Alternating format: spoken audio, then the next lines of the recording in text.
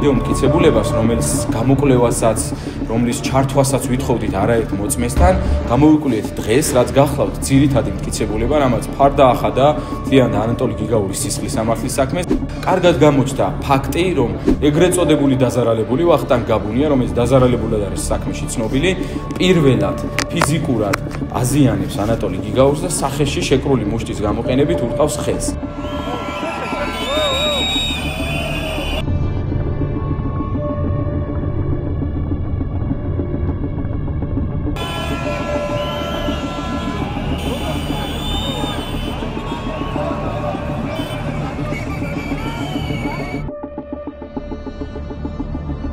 ამის შემდგომი მოქმედება უკვე არის ანატოლი გიგაურის ვერბალური ფრაზები თუ რატომ დაარტყა მას, რამდენჯერმე იმეორებს რატომ დამარტყის სიტყვებს.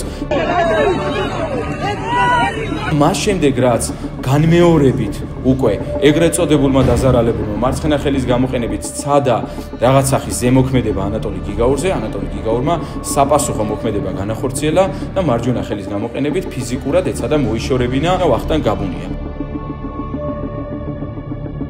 რაც შეეხება ფაქტს, ეს რაც მე მოვყევი არის მაქსიმუმ 5 წამი, ანუ ფაქტობრივად ვახტანგ გაბუნიას პირველი მოქმედება, მეორე მოქმედება და ანატოლი გიგაურის მოქმედება იმდენად თანმიმდევრულია, იმდენად ახლო მონაკვეთშია და ებმის ერთმანეთს, ობიექტურ დამკვირვებელს სხვა განცდას ვერ გაუჩენს, გარდა იმისა, რომ სახეზე ჰქონდა აუცილებელი მოგერიების ფარგლები.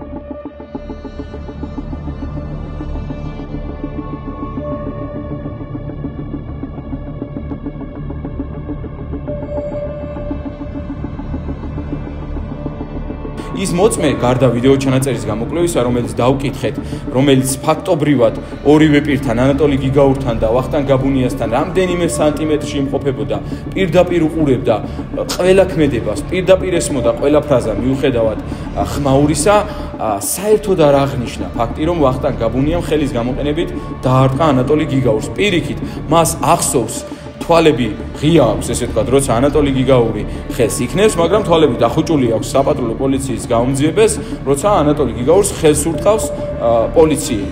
ანატოლი გიგაურს რომ სახეში მოხვდა ხელი, არ დაგინახავთ? ანატოლი გიგაურს სახეში რომ მოხვდა ხელი, არ დაგინახავთ. არ დაგინახავთ. ვახტანგ გაბუნია რომ ხელი დაარტყა ანატოლი გიგაურს, ეს რაღაც არ დაგინახავთ? არ დაგინახავს, იმიტომ რომ გავსი რომ არ მომხდა. აი ზუსტად მე დაგხვდე, აი ეს ვთქევათ ამ დროს კიდევ თუ არა თქვენ ხელს გაბუნი უხეში, თან უხეში. მსგავსი რა არ ყოფილა. არა. აუცილებლად შეიძლება რომ უხეში ესე გაბუნია მოკიდოთ ხელი თქვენ? არ მოკიდოთ. არა. ჩვეულებრივ ავტომობილთან ვიდექ. გაბუნია და მე თქვენ. მე თქვენ გაგიწევთ გაბუნია? არ გაგიწევთ. არა. ამ დროს მე ვეუბნები გაბუნიას, რომ რაც არის შენ ხელზე უხეშობის გამო მოხდა ზუსტად ის ხელი. რაც არის გაბუნიას მე ვეუბნები, მათ დროს მარტავს ხელს სახეში. არ ყოფილა. არა, სულ გორჩინოს გადავწყვეტ. გამომდინარე იქიდან, იმდენად თანმიმდევრულია ეს ქმედებები, რაც აღნიშნე, ანატოლი გიგაურის ქმედება ობიექტური დამკვირვებლის აღქმით ყველა შემთხვევაში უნდა შეფასდეს აუცილებელი მოგერიების ფარგლებში განხორციელებულ მოქმედებად, რაც არის გამომრიცხველი მარწინააღმდეგობის გამომრიცხველი გარემოება, შესაბამისად ანატოლი გიგაური უნდა გამართლდეს. თუმცა პირობითად მოსამართლემ შეიძლება მიიჩნიოს, რომ აქ აუცილებელი მოგერიების ფარგლებში იყო, მაგრამ გიგაურმა გადაამეტა.